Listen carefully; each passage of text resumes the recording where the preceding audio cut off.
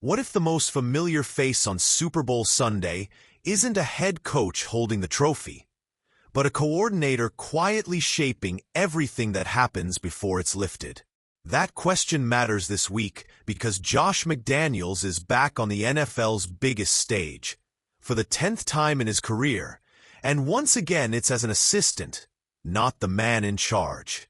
This story isn't about redemption in the Hollywood sense.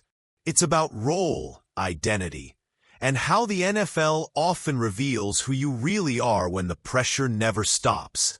McDaniels returns to the Super Bowl with New England after a year away from coaching, following his second firing as a head coach. And instead of chasing narratives about what comes next, he sounds like someone who has finally made peace with where he is. Every day's one day at a time for him now. Those were his words this week, and they matter because they frame everything else. McDaniels says he feels where he's supposed to be. He loves the job, the role, and the group he's with.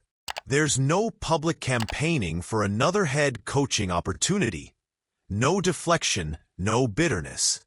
Just a coach doing what he's always done best. Being at the Super Bowl as a Patriots assistant is familiar territory. It's almost muscle memory at this point. This is his 10th appearance in the game, stretching back to his very first NFL season in 2001. That kind of longevity at the sport's highest level doesn't happen by accident. Even if the resume looks uneven when you separate coordinator success from head coaching struggles. This week, McDaniels is preparing second-year quarterback Drake Maye and the Patriots offense for a matchup against the Seattle Seahawks defense, a unit that has earned its reputation the hard way. His work with Maye this season has been strong enough to make him a finalist for the NFL AP Assistant Coach of the Year, an award that will be announced at NFL Honors. That recognition speaks to how the league still views his value. When McDaniels entered the NFL, he did it the long way. He started as a low-level assistant with Bill Belichick's Patriots, learning in an environment that demanded precision and accountability. New England won the Super Bowl in his first season. They went back-to-back in the 2003 and 2004 seasons, with McDaniels working as a defensive assistant and quarterbacks coach. Those early years shaped his understanding of preparation and detail. By 2006, he had forged a reputation as one of the top offensive minds in football. The 2007 season cemented that perception, when he coordinated a record-setting offense led by Tom Brady and Randy Moss. That unit didn't just score points. It changed how defenses thought about spacing, tempo, and matchup stress. McDaniels became synonymous with structure and adaptability. Across his career, McDaniels has coordinated offenses that finished in the top 10 in scoring 13 times in 15 seasons. This year marks the 4th time one of his units has finished in the top 2. Those numbers matter because they aren't the result of one roster or one quarterback. They point to a coach who consistently understands how to maximize what he has. Drake Maye has felt that impact directly. Maye has talked about how McDaniels prepares him during the week for the small moments that decide games. He explains the reasoning behind each call, why something works against a specific look, and where an advantage might exist. That teaching style builds trust, especially for a young quarterback still learning the speed of the league.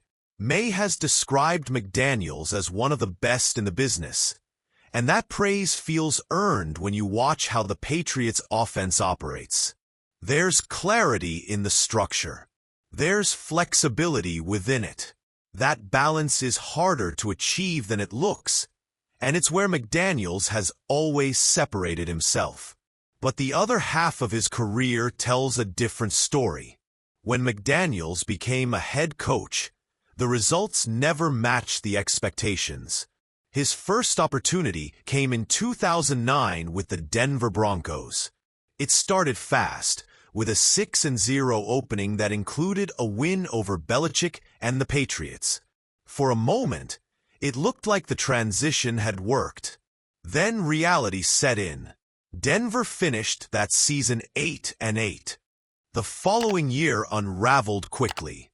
McDaniels was fired in 2010 with a 3-9 record, having lost 17 of his final 22 games as head coach.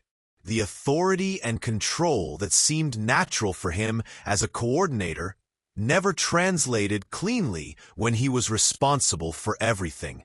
That Denver tenure also included a league investigation that led to McDaniels being fined $50,000.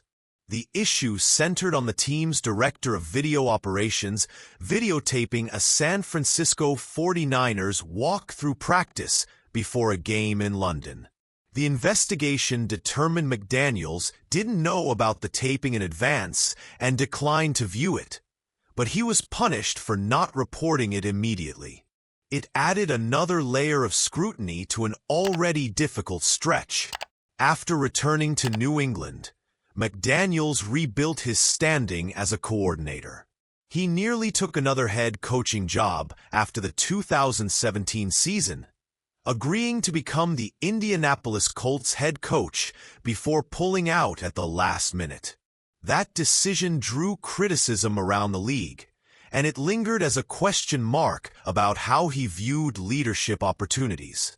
His second chance came in 2022, when the Las Vegas Raiders hired him after he helped rookie Mac Jones reach the playoffs with the Patriots in 2021. Once again, the transition didn't last. McDaniels was fired midway through the 2023 season with a 9-16 record. 2 head coaching stints, neither reaching a third season, is a hard truth to ignore. McDaniels doesn't run from that reality.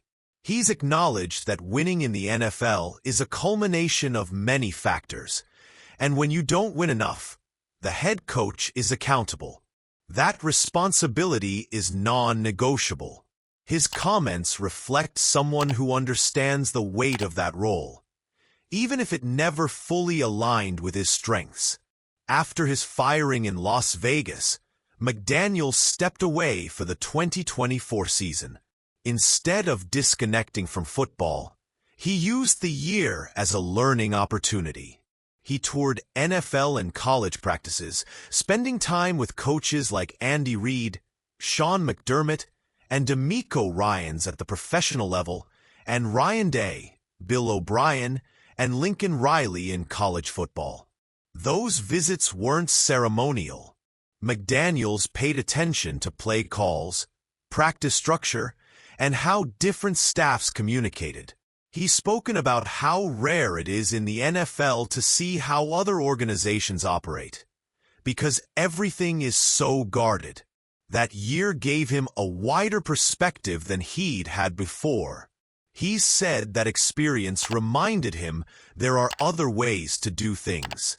Even when you know that intellectually, seeing it in person changes how you think.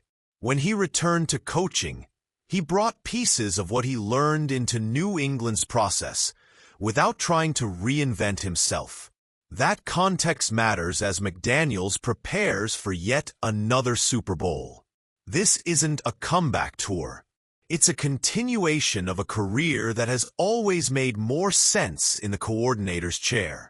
The NFL has a way of pushing coaches toward titles and labels, but the work itself doesn't care about optics.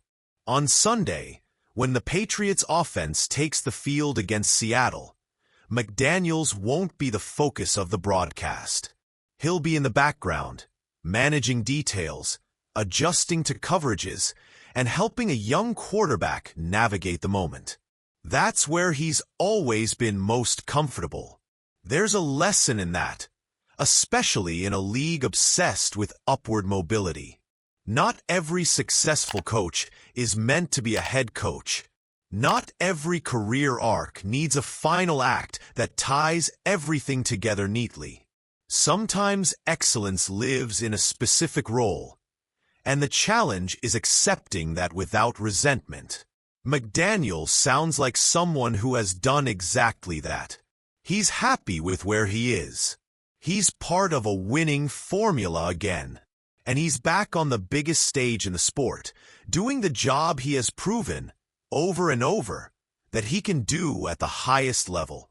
As you watch this Super Bowl, pay attention to how the Patriots' offense responds to pressure, how it adjusts when Seattle takes something away, and how poised Drake Maye looks in moments that usually overwhelm young quarterbacks.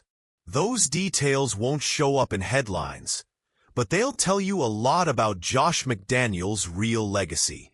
So here's the question worth debating. In a league that values titles and titles alone, how should we measure a coach like Josh McDaniels, whose impact as an assistant is undeniable, even if the head coaching record never caught up?